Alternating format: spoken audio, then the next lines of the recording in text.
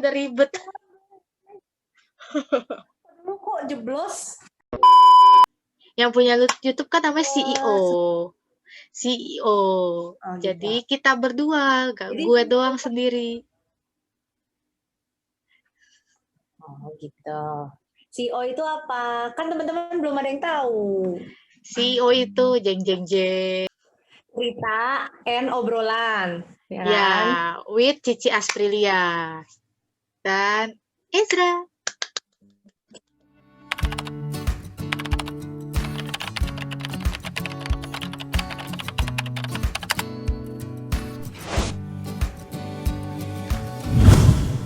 Jadi hari ini mau bahas Oke, apa, Li? jadi sekarang kita bahas apa? Wah, garing aja kan kita jodoh. Kok di gua agak delay ya, internetnya agak-agak jelek nih kayaknya. Kan ceritanya dari sekian Kita banyak. Apa? Kita kenapa? bikin ini dulu nama buat teman-teman CEO, Apa ya? CEO friend. Kayak Barney banget. Hah? Kok Barney sih? Kan Barney and Friends. CEO mania. Wah, mantap. CEO mantap mania gitu. Oh iya, iya, iya. Tagline-nya. Oke. CEO Mania mantap. Ya, gitu bagus. Jadi Cara mancing ya. hari ini mau bahas apa?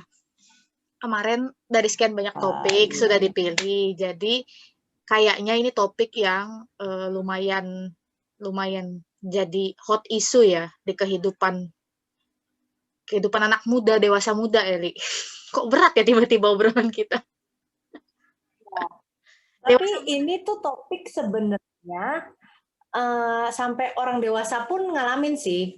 Cuman mungkin bedanya anak muda itu lebih ngeluarin, lebih ekspresif aja. Ya benar-benar.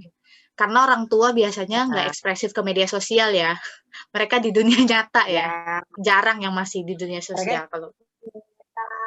ya, ada media sosial paling Facebook bapak-bapak yang kayak selamat pagi, selamat beraktivitas, gambarnya burung.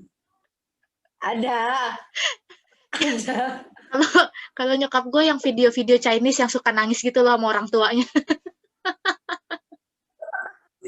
Kayak anaknya nurut sama orang tua. Gue bilang, lu ngapain sih Iya. nontonin gituan?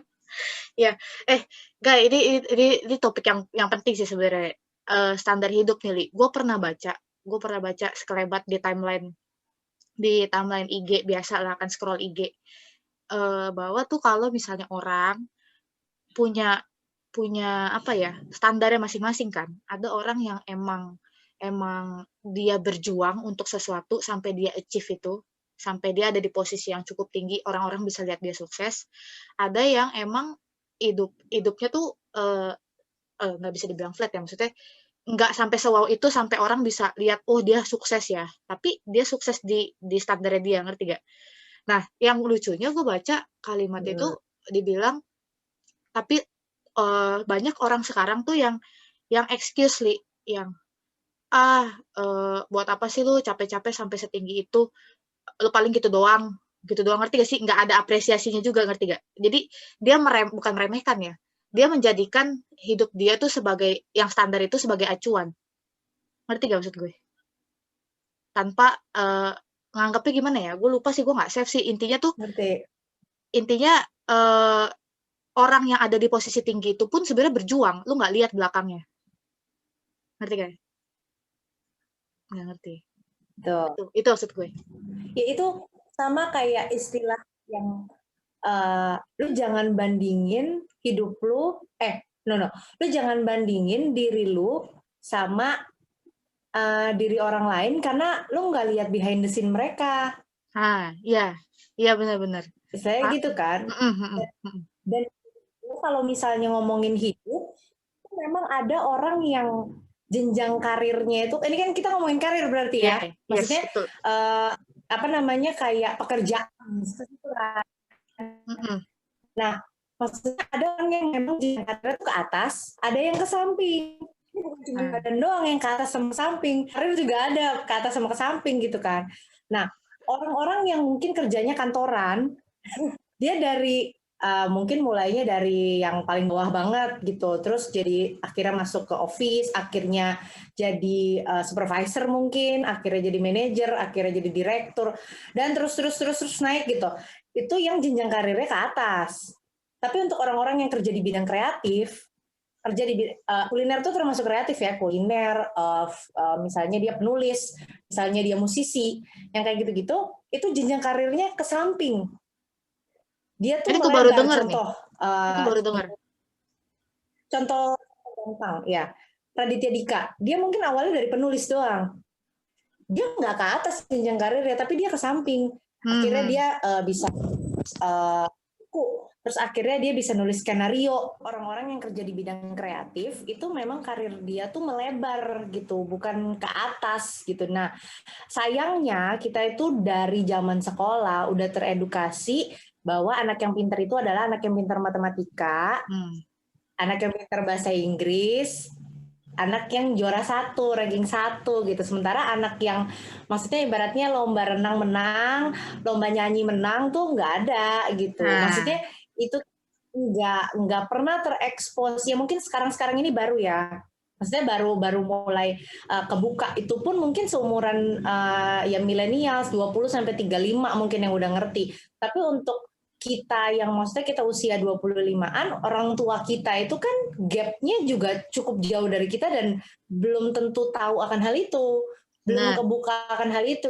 Mungkin nanti kita ke anak kita udah bisa, Ya, ya, gitu ya. kan? Yang itu loh. Lu Contoh lah salah satunya misalnya, ya. Lu salah satunya ya. Dulu gue kan akun ya, akun.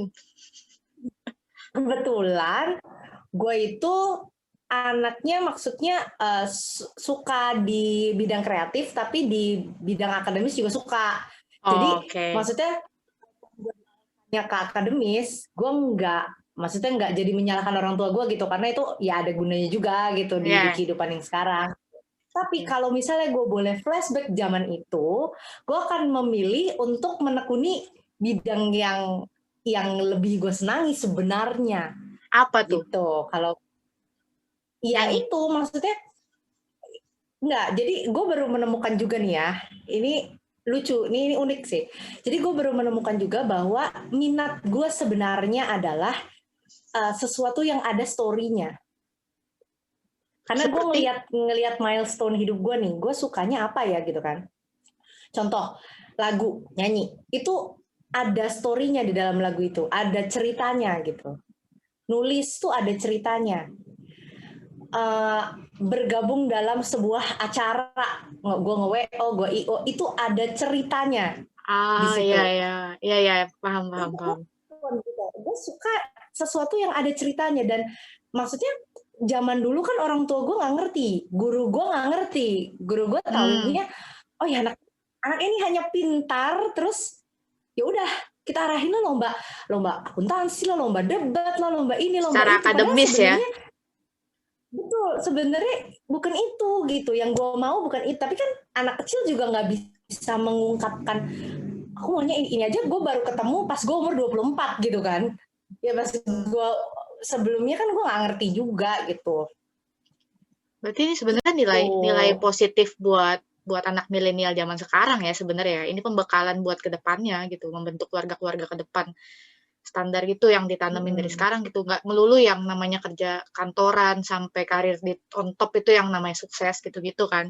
Karena banyak loh yang masih, kalau gue sih ngerasa kadang masih ada aja yang cukup ketekan gitu dengan standar kayak gitu. Apalagi kadang dari orang tua, dari lingkungan sekitar, dari sosial media, dia ngerasa, ih gila orang-orang tuh begini, kok gue begini.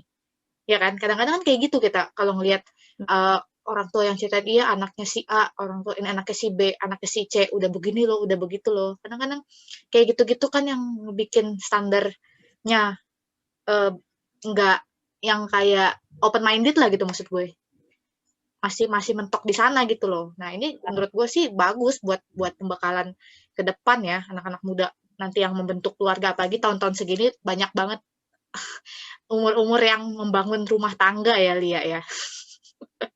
Ini Ya pembekalan betul. yang cukup Dan baik ini. sebenarnya sebenarnya virus itu sih Gitu.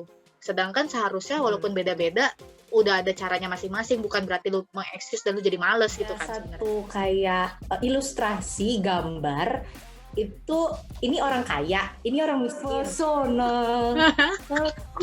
Anak TikTok